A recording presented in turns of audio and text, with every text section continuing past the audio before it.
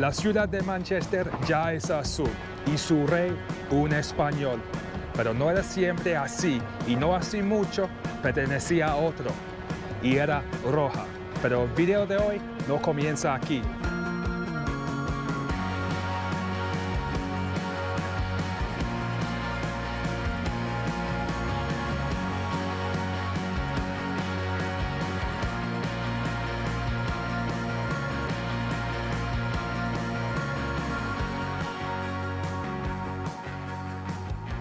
Y es por eso hemos venido a Old Trafford, un estadio que aunque no tenga los acabados y las luces deslumbrantes de otros estadios del mundo, como el Bernabéu o el Camp Nou, tiene su propio encanto, sabe hacer lo bello a su manera. Manchester United es considerado el equipo más grande del mundo. Esas no son mis palabras, sino las de la propaganda que rodea al club.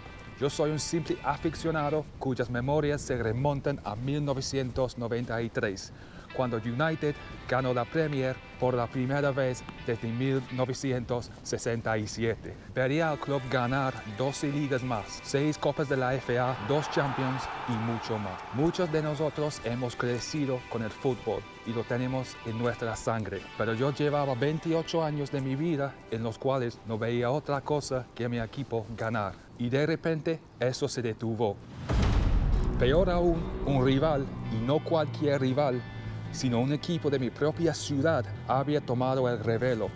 Los vecinos bulliciosos, como los llamaban Alex Ferguson, habían recogido el testigo y habían comenzado a correr con él en la mano. 10 años más tarde, todavía duele. Manchester United se formó en 1878 en Newton Heath, irónicamente en una parte de la ciudad no muy lejos del estadio actual de Manchester City. El club era un club de trabajadores del ferrocarril de Lancashire y Yorkshire y se llamaba Newton Heath LYR. Inicialmente el equipo solo se enfrentaba a equipos de clubes de otras empresas ferroviarias y en 1880 disputó su primer partido documentado vistiendo los colores de oro y verde, que son tonos emblemáticos del club, incluso si es más conocido por su camiseta roja. El club se inscribió en una organización que se llamaba la Alianza de Fútbol, que era un precursor a la Liga de Fútbol, y en 1892 comenzó a jugar en la primera división. Presagiando lo que sucedería 100 años más tarde y lo que definiría la imagen del club en los ojos de los aficionados y muchos periodistas, en 1902 el club entraría en deuda y casi lo liquidan. Sin embargo, el club fue salvado por un empresario local que invirtió en él a cambio de los derechos a gestionarlo. El equipo ganó su primera liga en 1908 y en la próxima temporada ganó su primera copa. 2 años más tarde se instaló aquí, en el Teatro de los Sueños, conocido más comúnmente como Old Trafford. El éxito del equipo vacilaba entre estar en descenso y ascenso hasta la llegada de Sir Matt Busby en 1945. Con él, el club terminará en segundo lugar en el 47, el 48 y el 49. Y la victoria en la Copa de la FA marcaría el comienzo de su cambio de fortuna. En el 52 el club ganaría la liga y nuevamente en el 56 y el 57, con el equipo ampliamente considerado como uno de los mejores de su historia. El equipo, compuesto por muchos jóvenes, sufrió una tragedia cuando varios de sus jugadores perdieron sus vidas en el choque de avión de 1958 en Múnich, Alemania. La fecha es el 6 de febrero de 1958.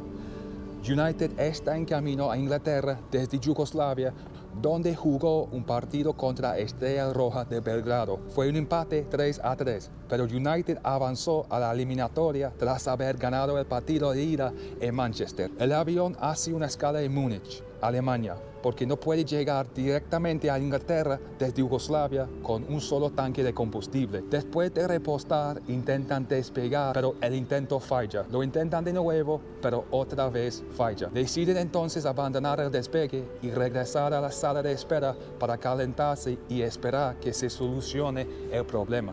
15 minutos después, los llaman de nuevo al avión, pero muchos de los jugadores tienen un miedo, un mal presentimiento y no quieren volver a bordo. Algunos de ellos se sienten en la parte trasera del avión, sintiéndose más cómodos y seguros. Mientras tanto, el piloto intenta despegar una vez más, pero al final de la pista el avión hace contacto con una capa de hielo en el suelo. Se desliza a través de una valla, cruza una calle y choca contra una casa residencial. Nadie en la casa muere, pero de los 44 personas a bordo, esa noche 23 perdieron sus vidas. 8 de ellos eran jugadores, entre ellos un tal Duncan Edwards, quien con solo 21 años aún es considerado uno de los mejores jugadores del club de todos los tiempos. Aunque todas las pérdidas esa noche fueron dolorosas, quizás la que más se sintió fue la de Duncan. No solo por su juventud, sino por sus extraordinarias habilidades en la cancha. Tardó mucho en reformarse y 6 años más en volver a ganar la liga, pero el daño hecho fue fuerte y el equipo jamás podía reclamar esos años perdidos.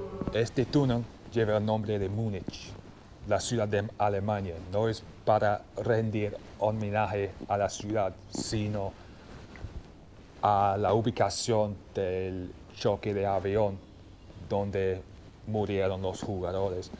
Y en este túnel queda una llama eterna para rendir homenaje a los jugadores que perdieron sus vidas. Desafortunadamente no hay mucha luz en este túnel, pero lo que sí podemos ver, porque está iluminado, es este cartel aquí que tiene unas fotos y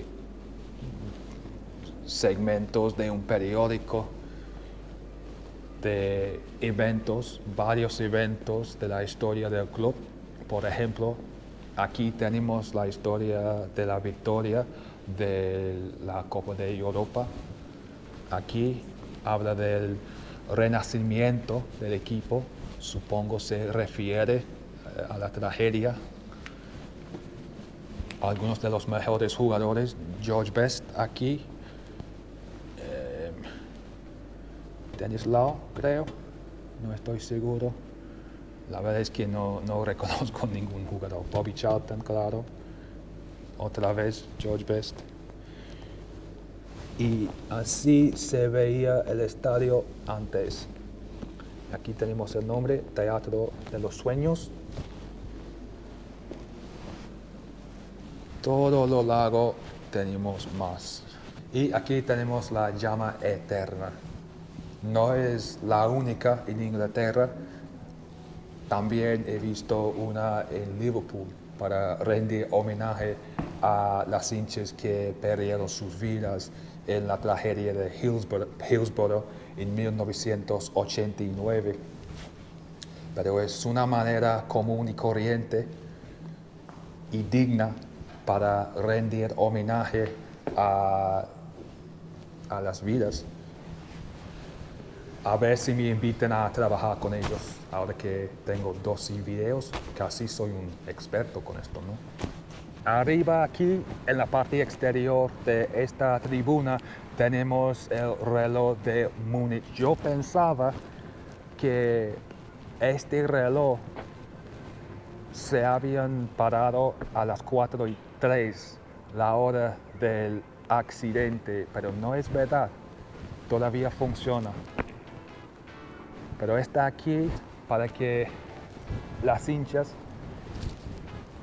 que en este momento no existen, pueden pasar, levantar la cabeza, mirar el reloj y pueden recordar. Es un buen recordatorio de esa noche.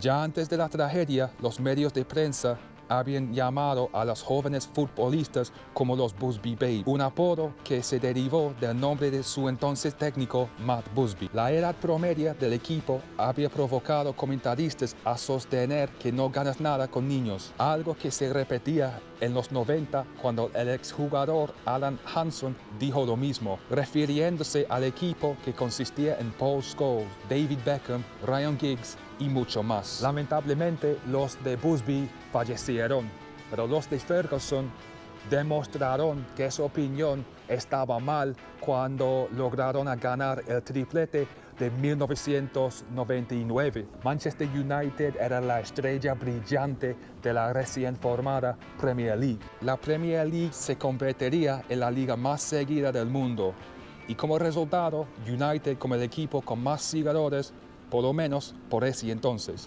United ganaría tanto y tan buenos eran sus campañas de marketing que era imposible viajar a cualquier parte del mundo sin ver esa famosa camiseta roja del equipo. Y cada vez que yo diría a alguien cuando estaba viajando por Latinoamérica en 2011 que yo soy de Manchester, siempre me respondían con el mismo tono de entusiasmo. Me decían, Wayne Rooney, Manchester United. Pero esa fue otra época y desde entonces el club ha caído en la oscuridad, por lo menos en la cancha. Desde 2013, cuando se jubiló el técnico quien dirigía el club durante 28 años, Alex Ferguson, el club no ha ganado nada. Y peor aún, no solamente ha sido usurpado, lo ha hecho su hermano pequeño, que tiene un apetito insaciable e imparable. Mientras tanto, los fans que se quedaron a pelear comenzaron a notar la gentrificación del club. Los precios subían, así como la cantidad de tribunas privadas. La camiseta roja había sido reemplazado por la corbata negra y los pasteles con sándwiches de camarones. A los fans ya les habían quitado los juegos de la televisión con la introducción de las grandes cadenas como Sky, y aunque más tarde más cadenas vendrían a la fiesta para obtener su pedazo de la torta, esto no significaría más acceso para los fans. Este equipo tiene una de las historias más conmovidas y emotivas de la historia de fútbol, y con eso se puede comparar con otros equipos grandes del mundo, pero domésticamente su único rival siempre ha sido Liverpool, hasta ahora.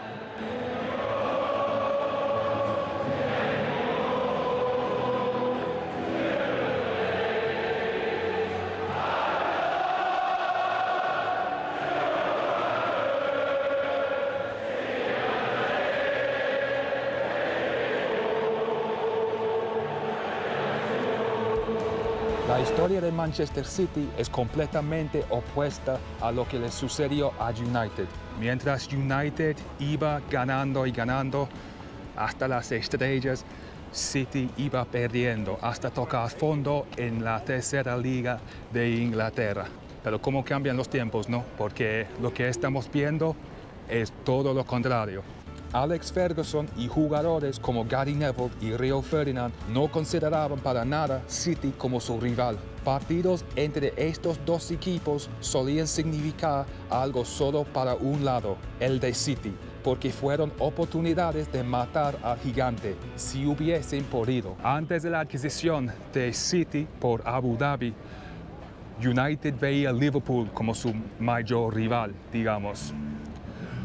No por el fútbol, sino por la cercanía de las dos ciudades y porque su historia se remonta a la Revolución Industrial, cuando Manchester, la ciudad, construyó un canal de barcos desde el mar de Irlanda al centro de Manchester, circunvalando Liverpool y en el proceso estableciéndose como epicentro de la Revolución Industrial, quitándole ese potencial económico a Liverpool. Desde entonces, las dos ciudades han tenido rivalidades tantos musicales como futbolísticos y tantos económicos como culturales. El horizonte cambió un poco en 2008 cuando otro protagonista entró al escenario, y unos árabes se adueñaron del club de Manchester, convirtiéndolo en el club más rico del mundo. Por primera vez, los Diablos Rojos se pusieron en guardia y se dieron cuenta de su hermano menor. Cuando se habla de la caída de City, no solo se habla de la superioridad de United, sino el hecho de que a tan solo 10 años antes de la adquisición de Abu Dhabi, City jugaba sus partidos en la tercera liga de Inglaterra. Y cuando se habla del ascenso, no solo se habla de la superación de perder constantemente a su ascendiente rival de ciudad, sino al hecho de que ahora se ve como un verdadero prospecto a nivel europeo. Al comprar el club, los hombres de Abu Dhabi invirtieron mucho dinero, fichando semejantes jugadores como Robinho, Sergio Agüero y Pablo Zabaleta. Desde la adquisición, el City ha gastado 1.300 millones en jugadores, cosa que culminó en su merecido victoria en la final de la Champions de 2023. Pero no era solamente la compra de jugadores que hizo que el club lograra arrancar el éxito de las manos de los rojos, sino porque detrás de la escena tuvieron un plan de negocios contundente que los vería convertirse en el club más exitoso de Inglaterra. Y ahora, cuando viajo, lamentablemente el color con el que más me encuentro no es rojo, sino azul. Mientras el club iba comprando cada vez más jugadores, el club estableció el City Football Group, lo que fue un factor significante en su trayectoria hacia arriba. Y con eso Manchester City ya no era simplemente un equipo de fútbol, se había convertido en toda una organización de fútbol. La mayoría de su éxito se debe a la City Football Group. La empresa innovó una estrategia nunca antes vista en el mundo del fútbol. Liderado por Ferran Soriano, un español, el CFG comenzó a construir una red de clubes alrededor del mundo, los cuales podrían alimentar al City con los mejores jugadores del planeta. La visión de Soriano era que el club estableciera franquicias en todos los países, en diferentes continentes del mundo. Su idea era crear una corporación que mezclaría marcas internacionales como el City con marcas locales, los cuales proporcionaría una línea de jugadores para City. El CFG ahora es dueño de 10 clubes en 5 continentes, además de los contratos de los jugadores de esos equipos. Gastó 150 millones de libras en construir una nueva área de entrenamiento y una academia de fútbol. La empresa buscaría los mejores jugadores del mundo, cultivándolos en sus equipos inferiores hasta que estuviesen preparados para jugar para el equipo principal. La aventura de City es revolucionaria. Su modelo de negocios consta en comprar clubes, desarrollar jugadores en diferentes continentes, compartir datos sobre estos jugadores entre sus equipos y utilizar patrocinadores para traer el nombre de City a todo el mundo. ¿Pero qué significa todo esto para Manchester? La verdad es que la caída de United no tiene nada que ver con el éxito de City. Ya estaba en declive cuando City ganó su primer título en la Liga de 2012, el año previo a la jubilación de Sir Alex Ferguson. En ese mismo año, muchos de los jugadores de la famosa Academia del 92 estaban a punto de jubilarse y se fueron a otras tierras. Estamos hablando de jugadores como Paul Scholes, Gary Neville y Ryan Giggs. El éxito de City tampoco tiene que ver con el declive de United.